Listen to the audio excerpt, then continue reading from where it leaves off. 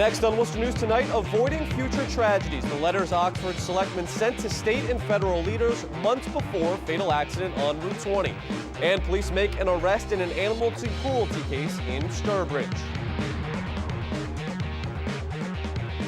Good evening. Thanks for joining us. I'm Tim McCone. We begin tonight in Sturbridge, where police have arrested a 59-year-old man on 5 counts of animal cruelty.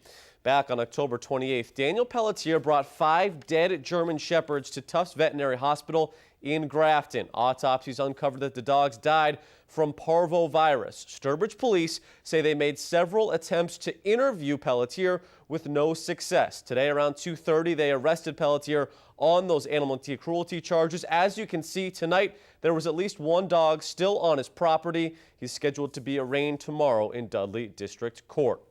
In Shrewsbury, police are asking anyone with information about a hit and run in the town this afternoon to step forward. It happened a little after 1 this afternoon. Police say that's when a silver vehicle jumped the curb in the area of 103 Harrington Ave and struck 68-year-old Jean Coate, then fled.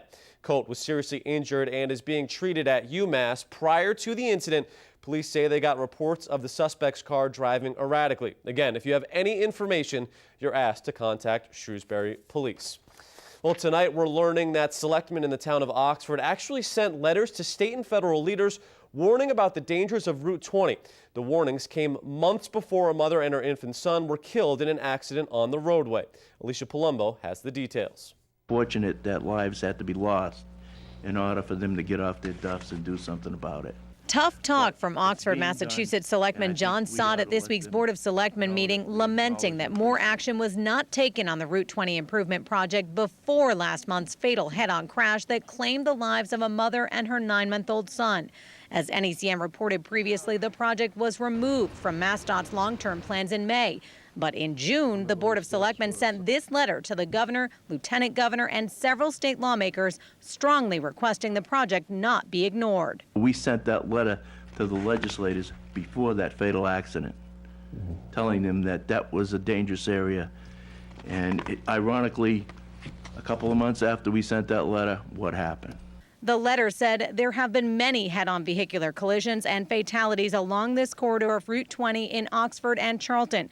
Going forward with the reconstruction project would provide an opportunity to address the needed safety improvements to avoid further serious and fatal collisions. The accident was a tragedy, but the accident itself was not it was the planning process that led to the decision to support it. But before that letter, it had been removed from the planning process. It had been removed.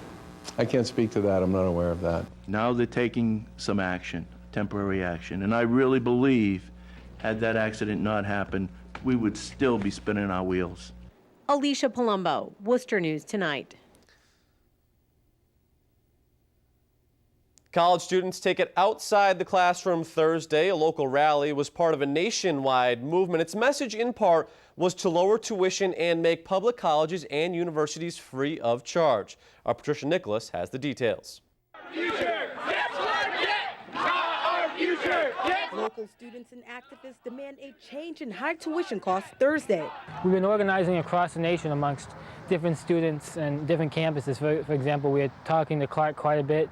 We talked to some folks at Assumption. We talked to some folks at Becker about what are some of their needs, because different students have different needs, and as students we know our needs best. Instead of waiting for somebody else to organize, we can do it ourselves. The day of action was a part of a national initiative called the Million Student March. Students want free tuition at public colleges, cancellation of all student loan debt, and the minimum wage for campus workers raised to $15 an hour. The same way that water is essential, the same way that knowledge is essential. And it doesn't make a lot of sense for us to have to pay for essential things. As a student and like everybody else, I mean, we're coming out of school with no job opportunity. Student interest rates are rising. Student debts are really expensive. It's becoming a new form of indentured servitude. And we want to make education a right so we can have access to learning.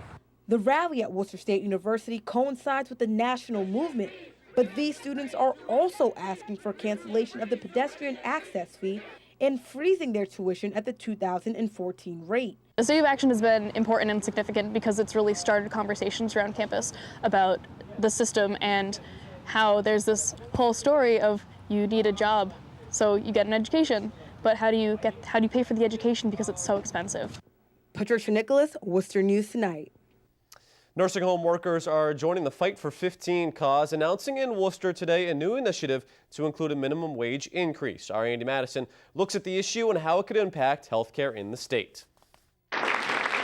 Speaking at the Massachusetts Senior Care Association's annual meeting, Governor Charlie Baker touched on the work of all nursing home staff.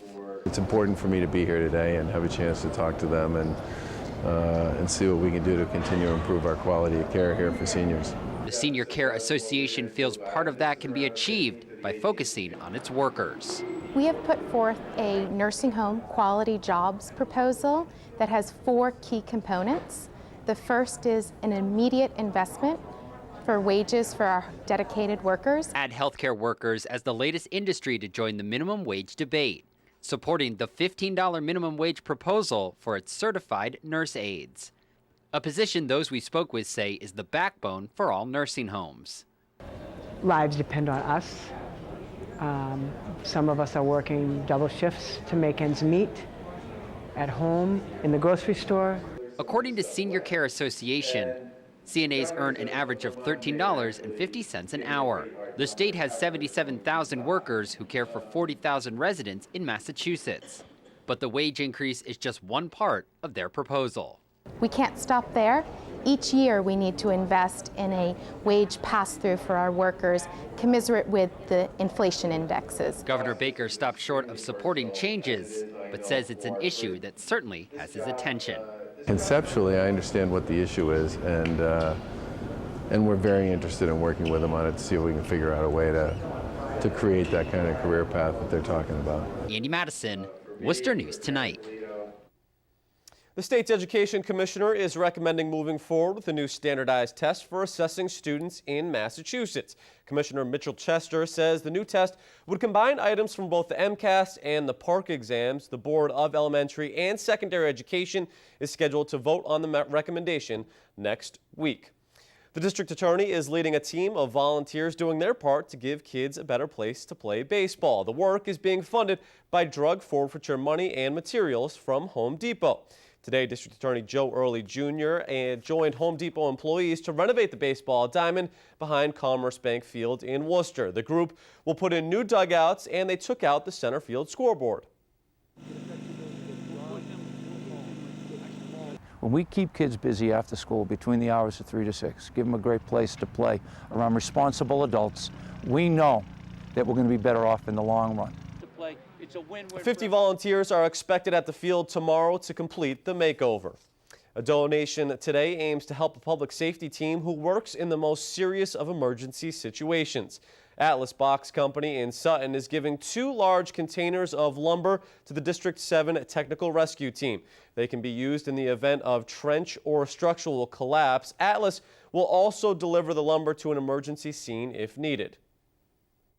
It's a specialized piece of equipment that's not used on a daily basis. So when you run the cost-benefit analysis in a community on what equipment you can have, lumber is really far down on the list.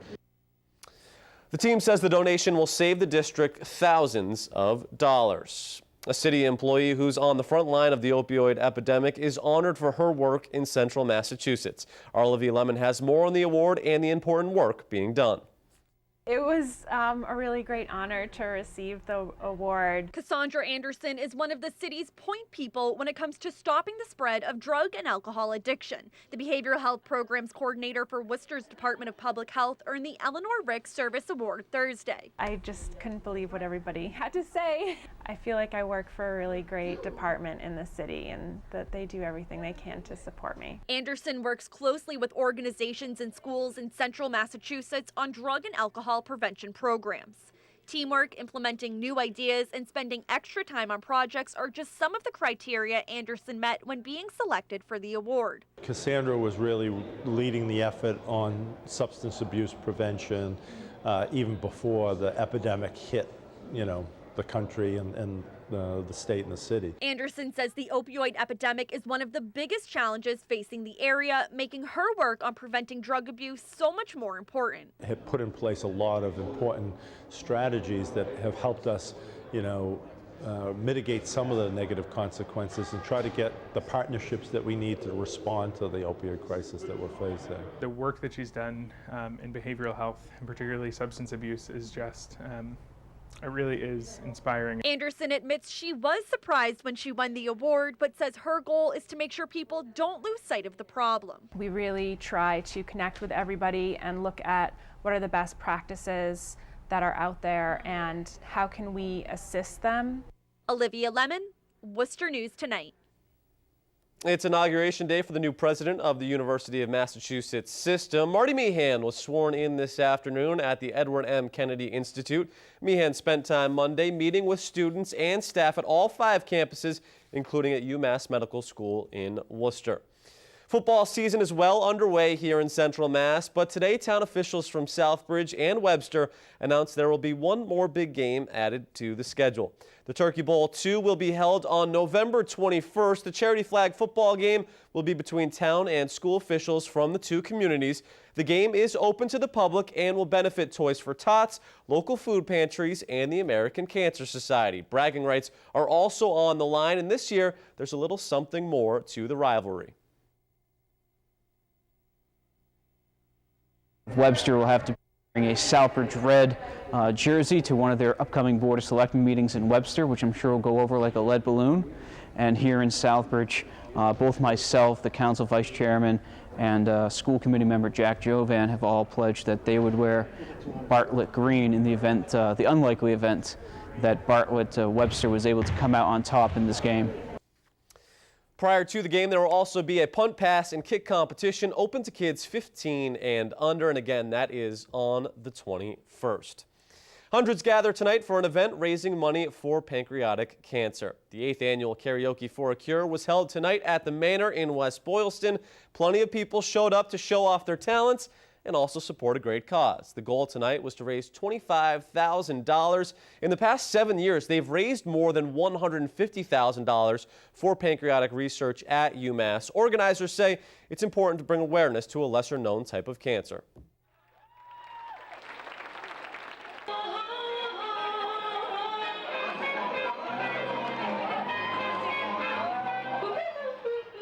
Pancreatic cancer is the 4th cancer killer of all cancers, but it's 11th in funding. And so one of the goals of the Pancreatic Cancer Alliance is to bring awareness and education and raise money for the researchers and the docs at UMass, obviously.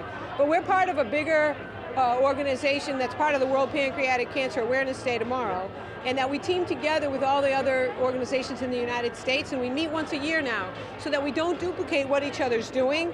So collectively, we really hope that we can find a way to live with this disease, because right now you can't live with the disease. There's only a 6% survival rate.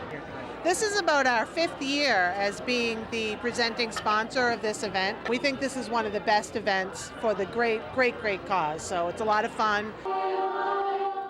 And as you heard there again, tomorrow is World Pancreatic Cancer Day, and in support of that, the new Kenneth Burns Memorial Bridge will be lit in purple. What a great event. Well, still to